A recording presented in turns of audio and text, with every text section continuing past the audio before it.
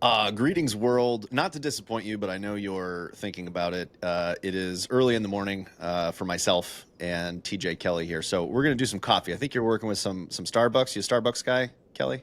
I do. Yeah, a little Starbucks, little Christmas drink here. Christmas drink indeed. It is the December in the year of 24. And we are talking, what are we talking about? We're talking about disgusting outreach tactics. No, sales, well, kind of. Yeah, yeah. So sales outreach, especially via email, right? So yeah, with that as the background, Max, and I appreciate you bringing me on here. Yeah, we're all inundated, right? Every day I get, I don't know, three, four, five, 10 cold outreach emails, and they all are clearly following one of maybe three or four different templates or formulas, and they just sort of scream automated. And we're all guilty of sending the automated emails, but you kind of hope for something a little better than at least what lands in my inbox. I for one, am, I'd say 8 years sober on Good for automated you. emails. Good for you, and well said. Right, I like the positioning. Yeah. Well, we should have like an Automators Anonymous, session like That's a once a good idea. month, and to get people off the hook, and changing behaviors, supporting one another, to be human. I love this idea. But I found you on LinkedIn, because you've been screenshotting some of these emails and welcoming opinions like mine. And Mhm. I think it was, someone, a client over the years, because I'm not a specialist at outreach, but like you, I get so many messages. I've got this mindset that if you're like, I will take a call from a salesperson. If I pick up the phone and there's not that delay, that means that I'm getting a call from, Bangladesh. If somebody were to be like, "Hey, hi Max, I've been doing a little research.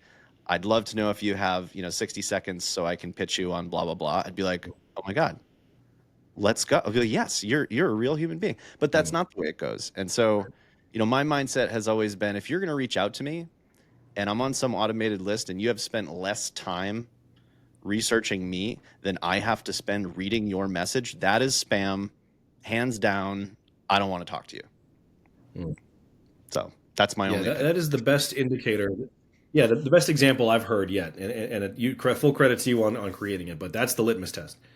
If it took me more time to read it than you spent writing it, right, researching it, looking me up, anything, then we're done here, right? Clearly, that is a value imbalance.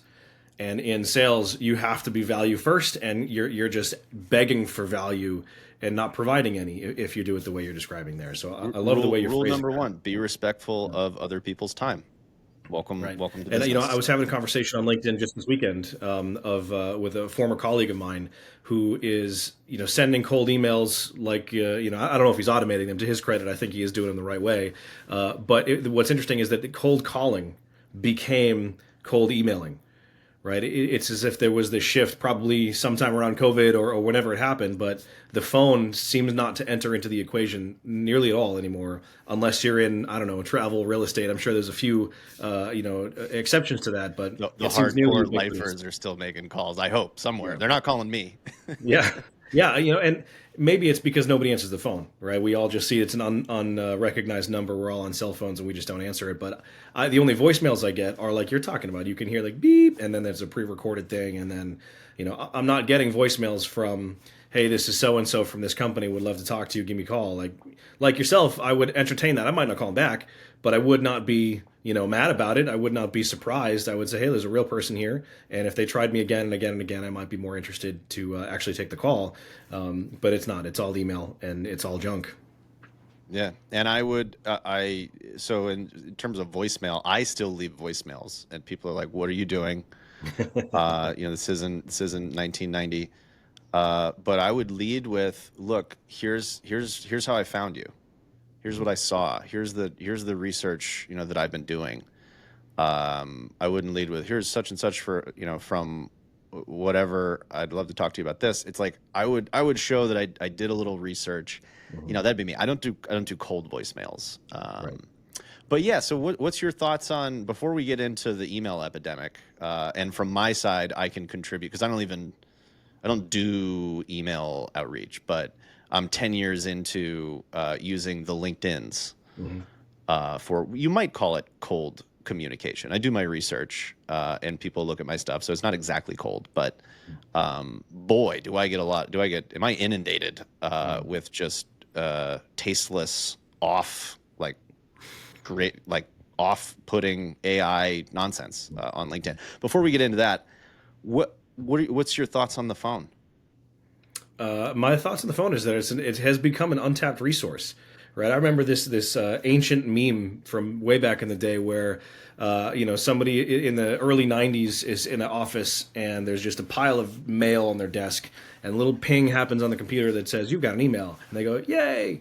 And then cut to present day, there's an unread inbox that's a mile deep, and somebody hands them a piece of paper and they go, yay! And we've totally flipped the way we perceive physical mail versus email. I think phone might be headed the same direction, where if you have an actual human being to have an actual conversation on the phone, that is so rare these days, even with your spouse or your loved ones, nobody's talking on the phone.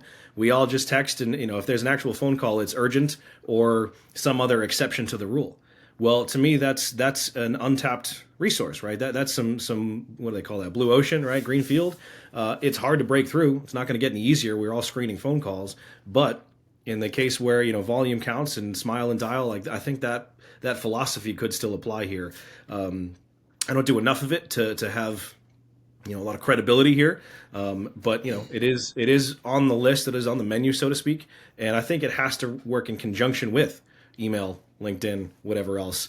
And Max, you get a ton of credit because you provide value for days, like we're talking about this value imbalance. I don't think you're ever going to be a victim of that because you are providing so much on your LinkedIn, and so that's great to give that away, and it builds a brand, and there's all kinds of sort of ancillary benefits to that. But you're also backing it up. You're providing your own credibility when somebody says, who is this guy that they just heard from? They go and check out Max Trailer and they're like, oh my gosh, look at this. This is great. He's legitimate. He knows his stuff. He's providing value. And all of a sudden your communications to them just, clicked up multiple notches here because you sort of backed it up with value, right? You still have to do that. You have to provide some way to back up why somebody should listen to you. And I think LinkedIn is probably the best way to do that. But yeah, they all sort of work together, but I do see phone as part of that, and it's got to be a combination, and it takes hustle, right? It takes just time and perseverance, and hard, but worth it. Yeah. Well, to that point, my grandfather always said you have to know the territory. And so everything gets easier if you can at least believe that you know what you're talking about. Now, I'm just repeating what I learned from 10 years of interviewing people that are smarter than me. So, I'm don't hate the messenger. But in terms of the phone, my opinion, I think we need to stand out first and foremost, and the phone will absolutely make you stand out. The other day, it wasn't the other day. It was like a month or two ago, and I get almost none of them, but I'm like blown away at my emotional like positivity when I get one of these LinkedIn voicemail messages. So and I don't like LinkedIn, if you're listening, please, oh please make this a feature that I can use on my computer. Because when you're on the mobile app, you can record a voicemail and send it to people through LinkedIn. I don't even think I knew that. It is outrageously like effective from a recipient. I'm like, why aren't I doing this? And then of course I'm telling you about it 6 months later. I haven't done it once. But yeah, I had a comment exchange with this guy, and boom, I get and I'm connected with them obviously. But instead of him reaching out and saying, hey, I'd love to talk, I got a voicemail from him, and he's like, hey man, I just saw your post.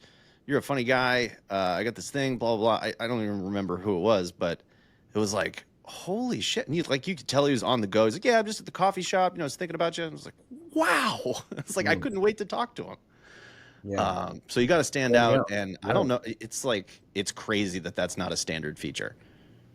Yeah, obviously the tech platforms have to experiment and add and subtract different features and whatever.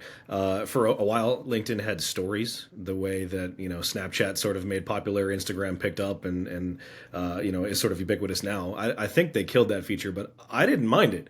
Right, it was a way to use other sort of paradigms. People are familiar with this on Snapchat or Instagram if they're on those platforms, but it's a smooth way to consume content and a great way to get your word out on LinkedIn, where there wasn't a lot of noise in the stories feature. So hey, LinkedIn, if you're still listening, bring that one back, right? I like that a lot. But yeah, no, I agree that it's uncommon, but the same logic applies, right? It's standing out. It is doing and providing some either communication channel or a way to provide. It has to be authentic, right? Which goes back to this whole provide value and value imbalance, right? The same thing is true in email. It has to be authentic. This is why you don't automate. You can't automate,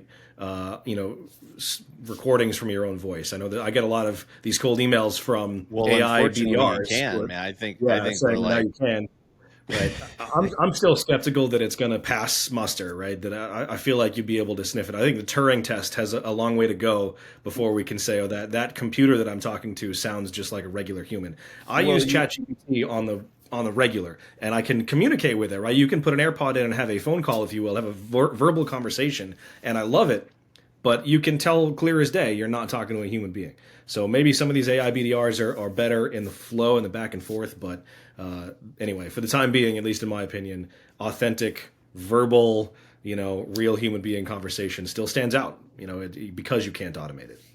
It does, but it's under attack. I do think people will know the difference, but I think it's just going to be another pandemic of just garbahana content, because it doesn't cost anything. So you got all these companies that have been indoctrinated that content is king, that have been paying agencies $10,000 a month, to write garbage. Now it's like, oh, I could do old playbook, no cost associated with it. Perfect. Flood the internet with garbage. That's right. And you see it in like LinkedIn comments, which I think is like the actual best use of LinkedIn. That's why we're talking, because I saw your stuff. I started commenting. We're like, oh, we're sort of funny, or we think we are. But then you look at other people and they just like, you can see the AI commenting on things, but now you're starting to see people call that out and just be sort of humorous about it. And but I think they're going to come after voicemails, video. Like, I'm going to be able to create Max Trailer videos. I can right now. There's tools you can do it with, but I hope people can tell the difference and it doesn't get too bad. Okay. Yeah. Speaking of standing out, let's go 180, the opposite direction. Common, like, I hope the people, spamming out these messages aren't listening, but like the dead giveaways. Wow. It's gotten so bad that like people aren't even trying. And I ran into somebody the other day, their LinkedIn profile started with a period and then their name. And I was like, what's going on with this? And super popular post. She's like, yeah, this is how I know when I'm just getting spam botted emails or, LinkedIn messages, because it says hi, period, whatever her name is. And I just thought that was brilliant and really goes to show just how like untricked people are. But I get if I see hi Max, hi, capital M Max with a comma, forget about it. Like, that's not TJ emailing me. Yeah, the formatting and proper way to start an email or a letter that we were all taught in grade school has become a surefire sign of AI content, because those are the rules they're following, right? Yeah. So that's the first thing I do is I start in lowercase and I use like shorthand. So I'll say, if I want to say, hi TJ, I would love to talk to you about thing, I'd say was just thinking about you, love to talk shop, like something like that, where no marketer, no office in corporate America would approve that as like the way that they're going to reach out. Right. Right. And, I had a former CEO review an email or whatever it was that we were working on, and it started with the word hey instead of hi. And he immediately was like, no, we can't use hey. It has to be, hi we can do, but we're not doing hey. And it was for exactly that reason. I was like, this is why I said hey, because you don't want me to, because CEOs around the world think that it shouldn't be hey. And so if it is, it stands out, right? Now, this was a couple years ago. That has moved on, but it's the same thinking, right? You can't use the stock, stuffy, corporate approved introduction, or it's going to be a dead giveaway. Similar to the period before the first name, I've seen a lot of people do emojis, especially on LinkedIn. It's very popular, and I think it's a similar logic. We ran across. I used to do some LinkedIn automation a couple years ago. I would use Octopus CRM. I still use them. I still love what they're doing. I think there's right ways and wrong ways, but putting an emoji in there was a surefire way to get your stuff flagged, because now the emoji shows up. Yeah, who would do that? My name as 2 letters is all caps, right? So if I see big T little j, I know that you have an automation running, and it thinks that I should just capitalize the first letter and not the other ones. So I get big T little j, and that's a pretty big dead giveaway to me. So that's number one, getting my name wrong. Matching the hi insert name here comma is a pretty good one too. Yeah, I for a long time, and I still do it occasionally. I just sort of wake up, because I do all this. I do it manually. Like, what I do is I'll do probably 10 messages. Like, I'm working out in the morning. During my outreach weeks, I alternate, because I'm a sane person and I have to take a break. But I'll sit down, I'll do 10 outreaches completely manually. I'll record that whole process and then send it to my assistant, who's been working with me for 10 years. And so she knows my personality, she knows my ICP. She's got years of witty little things that I say, and she'll spend an hour in the afternoon. So it's just double the effort, still a human being. But what I'll do is use the first letter of the first name.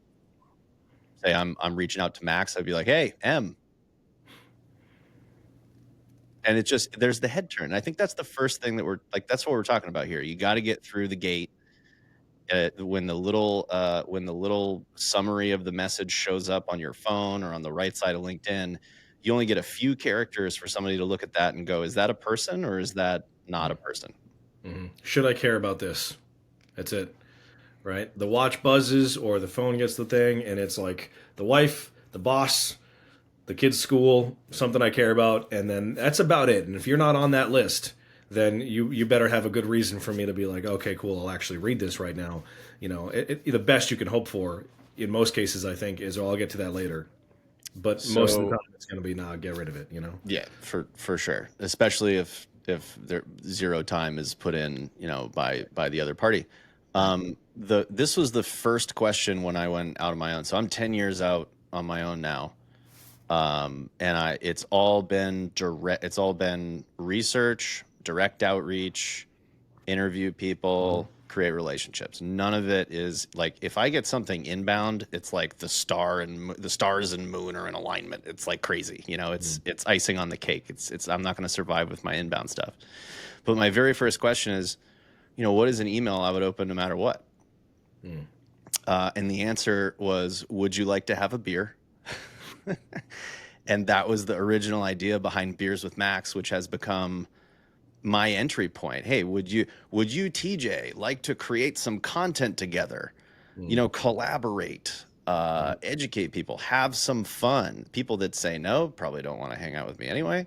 People that say yes, it's great. Now we can at least throw down some content. We can create some clips for LinkedIn. That's a collaboration, and I think people are catching on to that. But yeah, beers ? Go ahead and try it. Is pretty good.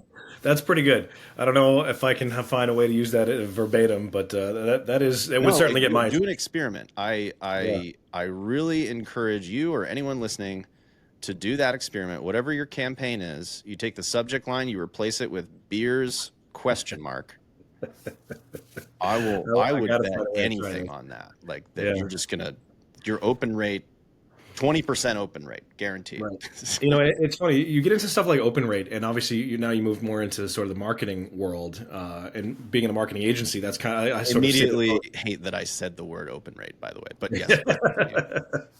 Well, but what it does, obviously those who are in marketing have to use the same logic, right? The methods, the outreach, obviously it changed a little bit between sales and marketing, but the human psychology of it all is still there. So if you're going to send out an actual, email marketing campaign and you've got 10 or 30,000 or 100, whatever it is, beers ? Or something that follows a similar, pattern interrupt kind of a subject is the kind of thing that I think marketers should be paying attention to. And there's good and bad, right? You can overdo that. One of the best I saw, this is going back a number of years, but a guy named Brian Dean, his brand is Backlinko. He was an SEO, content creator and absolute leading authority in the industry. His brand got purchased by SEMrush or SEMrush, so he, has done very, very well and deserves every bit of it. But his emails. I've been on his email list for many, many years because they were just almost page turners, right? They weren't that long, but you couldn't put them down. They cut right to the style of reading and content consumption that, like, I looked forward to getting an email from him. And, it takes a while to earn that kind of brand credibility. But even at first, they were easy to read. They didn't mark as spam, like physically in the system, but also didn't sort of resonate and flag mentally as spam. And that's marketing email, right? That's not necessarily one-to-one outreach. He hadn't done any research on me. He doesn't know who I am, but he phrased all and sort of composed all of his marketing material in a way that it still felt personalized enough, relevant, certainly, so that, while the line is different between the way sales would handle this versus marketing, I think the logic still has to apply. And it all, like I said, I think it comes down to user psychology and trying to make your brand align with, deliver a positive experience to what the recipient is going to be thinking and feeling in that moment. So you're not going to get everybody, but if you can keep that as your North Star, I think you land a lot further along than what's the latest trick or automation tool or whatever else. Just curious. I think you were going towards some sort of pattern interrupt with these emails that you were getting. We use Beers ? As a pattern interrupt. No, no marketing firm or company is gonna, that's not passable. Right. But do you remember like what the pattern interrupt was from these emails, or was it just that they Sure. gained your trust over time with the actual content? Well, both of those things, but the pattern interrupt, even in the early days, that sort of led to the gaining of the trust. First of all, he was one of the first that I saw that did the like whole lowercase, one sentence per line, right? It felt more like a series of tweets almost than an email, right? Now that pattern is fairly common, but this was earlier on when it was much less common. But more than that, the one that just sticks out of my memory that similar to Beer's ? The subject of the email was Star Wars. Now, I'm not a big Star Wars guy, but I know of it, you like it, whatever, and definitely did not expect to hear an email from an SEO publisher about Star Wars. And so I said, okay, what's this all about? And he started the email with 3 or 4 or 5 line story and a little anecdote about how he saw Star Wars as a kid with his dad and it was a positive memory. And I forget now what the connection was between that tee up, that anecdote in the beginning, into here's what I'm sending you today to go check out. And I forget now, like I said, but he had some connect. It made sense to go from the Star Wars story into click this link to read the thing, right? Yeah. Here we are years later. This is maybe 10 years ago, and I'm still remembering the Star Wars email that I got, and it was that much of a pattern up, but it was a positive enough pattern interrupt that it resonated and stuck with me, and has sort of been a guide in that mentality as I do my marketing work and email work and all that. Yeah. Well, like I said, I gave up on email a long time ago. I'm probably 8 years sober on the sending of emails, but I want to know if you're going to go back, if it's going to be like phone someday. You're here. You're here. You could convince me. I would. No, my number one, if I go outside of LinkedIn, is going to be direct mail. That's another one where there is so much noise, but the authenticity factor would be a huge advantage. Yep. But if I did direct mail, I know that I would refuse to do it without handwriting the letters. And yep. That would really hurt my wrists because I used to do that a lot with my books. My first book, Agency Survival Guide. I would do like a quick interview or send people a piece of content. If they responded positively, of like, hey, I'd love to send you one of my books. Like, you are my audience. Love to send you a book.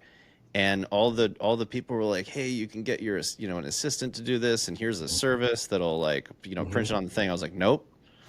I'm gonna do my silly, weird, cursive, handwriting, and I'd get people back. They're like, hey, I just got your book. They'd send me a picture, and there's like, is this actually your handwriting? Like, yep, I grew up in Florida. They taught me to write in cursive and told me that I wouldn't get into college unless I wrote everything in cursive, and now it's a Yep. nightmare. I went to Catholic Um, school outside Boston and had a similar experience. Doesn't mean I can still do it, but I did learn it the hard way, so to speak, as a kid. I remember. I don't remember who I heard this from. There was somebody. I used to do a bunch of work in the real estate industry, and there was somebody I was familiar with or following along who basically said, "Do things that don't scale." It was Chris Smith that just came to me. Chris Smith of a company called Curator. They're also in Boston. He wrote a couple of books called The Conversion Code. He's got a few versions of it. Highly recommended. It's pretty specific to email. You got it?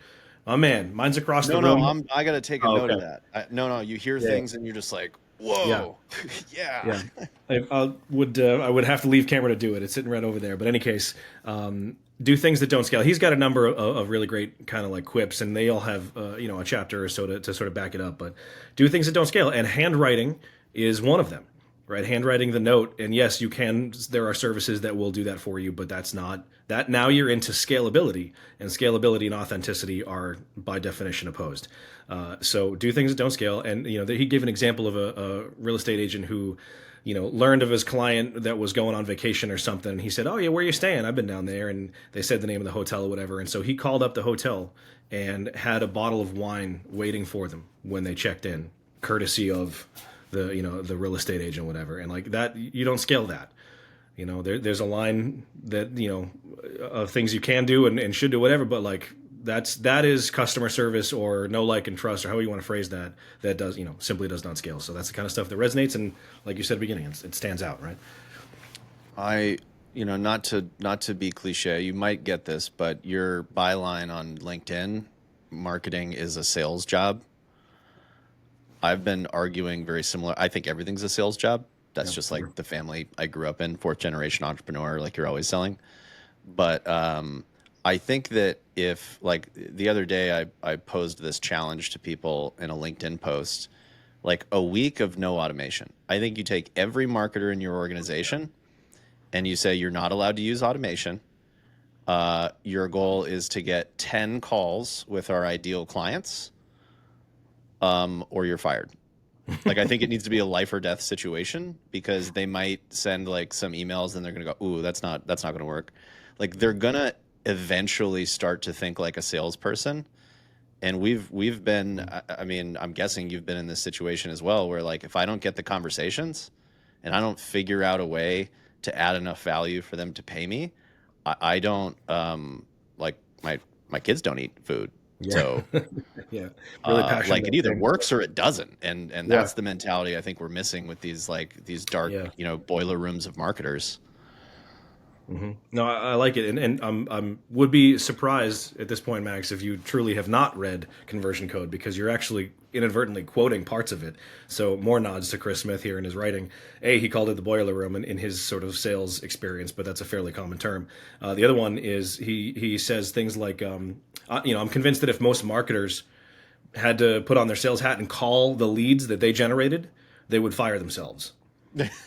Right. And I think that I've been lucky in the marketing teams I've worked with in a couple of jobs now, where that the marketers do get it and they do earnestly try and understand and are working real hard on that. So no disrespect to the folks that I've worked with, but I sort of understand the mentality.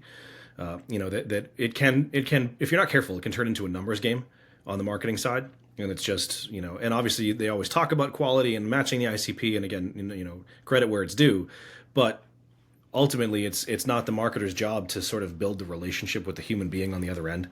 And so if you work as hard as possible to keep those two things connected, the sales human aspect, the rapport and the relationship, translate that as much, push that up as much as you can into the marketing process. That's kind of what I mean when I say marketing is a sales job. We need to keep those two things connected. My company merged that into one team, one department, right? Call us commerce or revenue or sales and marketing, whatever name you want to use. It is one group of people, not two separate ones. And it's for that reason, right? We need to be as connected as possible. And it all comes, here I am again, comes back to the human psychology of the whole thing. And conversations, relationships. I've Yeah. gone like, there's a chapter in my book, which was going to be its own book, by the way, and the person I was writing the book with backed down, but it was going to be called Lead Gen is for Losers. I would open that email. Yeah, lead gen is for losers. It ended up being a chapter in my second book, Consultant Survival Guide, just a chapter. Mhm. But this concept that this bastardization of what a lead is, it's like you need first of all you need conversations. Conversations can get you relationships, and these I think are the precursors that can be measured, not these silly funnel things that have just confused our clients forever of like, what are we calling a marketing qualified? We're calling it absolutely useless. That's what we're calling it. That is the category where leads, marketing qualified, it's did this person get on a call and did they throw up in their mouth, or was it like an accepting experience? Yeah. Yeah, and the Um, process to arrive at that discovery, was it a good experience or a vomit-inducing one? The way yeah, you discover that in sales is did I get hung up on or not is pretty quick, right? And in marketing, your levels removed from that, and this is what I mean. It's easy to become detached from that as the goal, and that is the sort of understanding. And so I really feel like it's incumbent on the sales professionals to make sure that that is a two-way street, you know, well communicated, and there's too much disconnect in the world I see between both sales and marketing. yeah. I think marketing people, deserve a lot of credit. Their job is hard, and they have to do it at scale, and they have to do it without knowing the customer, without building the relationships, and they rely on salespeople to communicate that. And not every sales department or salesperson out there is willing to do that, able to do that, thinks that it's their job to do that. So, if I'm on a mission, right, yours is the agency, I don't know, coaching, and I'm not sure quite how to describe it. I don't want to do it a disservice, but if I were on a mission, it would be to make sales and marketing one thing, make sales and marketing teams speak the same language and collaborate and work together and pull in the same direction and not point fingers. And I know there are good examples out there, right? There is hope in the world, but there are a lot of bad examples out there too, of finger pointing and singing from different hymn sheets, right? Marketing and sales are just trying to accomplish different goals too often. And so anyway, that's the mission I have set out on here. Yeah, I think you're just missing one thing, and that is, who gets the client once they've cut the first check. I think that is everyone's been screaming marketing and sales alignment. For the record, I think there's only one thing that I might blame sales for, because I think it's completely one-sided in like who I would blame. I would blame marketing. But I think sales needs to challenge the marketers to say, hey, if I get on the phone and I get hung up on because there's no awareness of who we are or touch points, or they're like, oh yeah, I saw an article from you guys. Like you can't just reach out completely cold, not warm these people up before I get on the phone with them. But there's over the last 10 years, everyone has just on the marketing side focused on delivering these little leads or marketing quality, whatever they are. And we haven't invested in building know, like, trust relationships.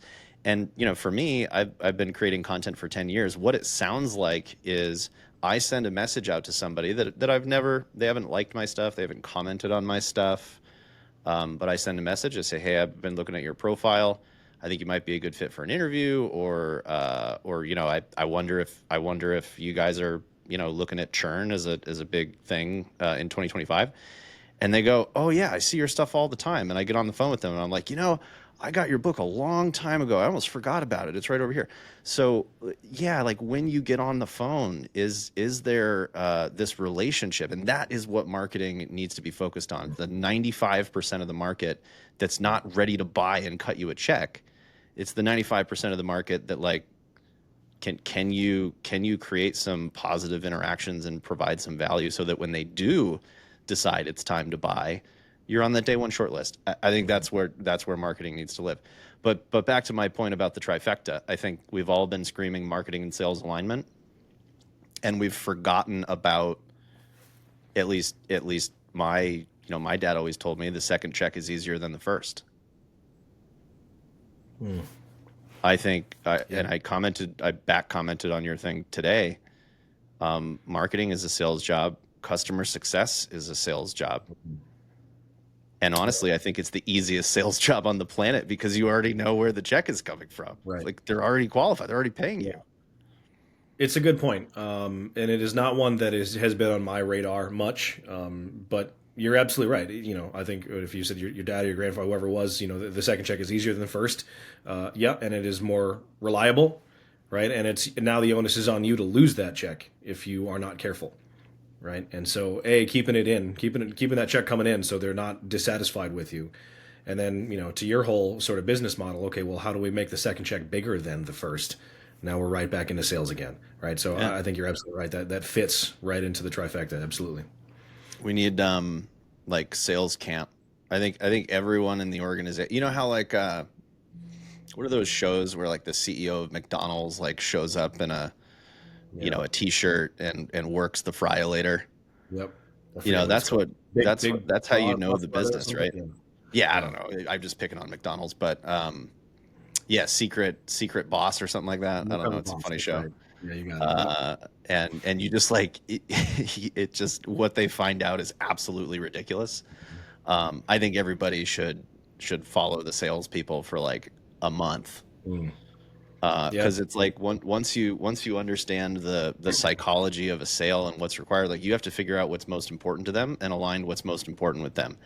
Mhm. That is upsell, cross sell. That is retention. Um, Yeah, I have to retain them through this whole sales process. right, and And they by don't the have a way, signature on the line yet. They have no horse in this race yet, and yet I still have to retain them. I have to bring them along with me. Yeah, no, you're absolutely right. Candidly, we have a very small team at Tier 11 in my agency, so we're able to share things pretty quickly because there's only a few of us. But I had a sales call, I don't know, 6 months ago, 9 months ago, and it did not go well. Right, I got dragged over the coals, and I got yelled at and all this, and it was unpleasant. But you sit there and you take your lumps. And any case, I shared the recording internally with our team, and I was like, listen, I just want you to see that they're not all sunshine and rainbows. Not every sales call ends in smiles. This is my job. I signed up for it. I'm not complaining, and I'm not asking for your sympathy or pity, but you should see that there's another side to it, just so that you have a little bit better awareness of sort of the risk almost of the position we put ourselves in here. Because would you want to be on this call? Probably not, right? I didn't even want to, and it's my job. So we have not done the shadowing thing, which could be cool, but yeah, every once in a while there's some sort of sales experience that I think is worth showing everybody else to be like, look, you should see how this goes. Yeah, I mean, shadowing is an extreme version of it, but I think what you're talking about doing is something that every company needs to embrace more of, especially now that we're so much more remote than we were before. There's so many learning management systems that are now very social. I use School, for example, to run like Mhm. cohorts of agencies. That's how I met Tier 11 in the first place. Mhm. And so if you want to have like shared knowledge, like a recording of client from day one to cancellation, Mhm. record your stuff, put it in a linear learning system, so that everybody that comes after you, once you're long gone and you've gone on to that next tech company, or you're on maternity leave or whatever, people can learn from your success, people can learn from your mistakes. But I just don't see it happening Mhm. until you get to the real corporate level where they're investing in learning and development.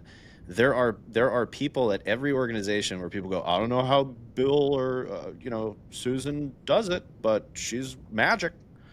And it's like, no, okay, why don't we record the magician Yeah. and have somebody try and decode what the heck is going on here? Yeah. Because you know what? She's not magic, right? She's Yeah, doing it it, like the rest it's of us, and we can learn it's from that. science, it's psychology. Yeah, That would be cool. yeah. We record everything, so we would be able to build such a thing. But I had never thought about it in terms of customer life cycle. Training, and what our credits our customer success team, and I know you've met some of them. They watch many, if not all, of the sales calls prior to meeting the client, prior to taking over the account, right? So they're up to speed on the Yeah, client. so you're in like the top 1% right there. 'Cause That's And that. again, They're they like, get the oh, you credit. sold the deal. Okay, we're gonna get you some Yeah, views yeah. now, and it's like, what? Yeah, and so they get the credit. I record them because I want them. I need to go back and watch, but they Yeah. take the initiative to learn from them as well. So they credit to them for doing it. And they're also primarily interested in what the client is saying and asking for and whatever. They're not there to learn from me in this case, but there is some degree of like, oh, okay, I see how saying it this way, asking this question, queuing up this prompt will lead to discussion that ultimately CS needs to know about, right? And so they can learn a little bit of how the back and forth all works. However, I really like your suggestion, and something I'll actually bring up to our leadership is like, well, can we build a customer life cycle? I don't know what to call it there, but that's a that's a curriculum right there. Let's watch the psychology of a prospect turn into a customer, turn into a happy customer, maybe turned into an unhappy customer, whatever it might be, how we got them back, why they ultimately canceled, and you can hear it, from the horse's mouth, so to speak. So I don't know if there's somebody out there doing that or whatever, but that is a really useful, kind of learning tool you've described there. That could be cool. Yeah, I mean, TJ, it's what I'm doing. You're the one out there doing it.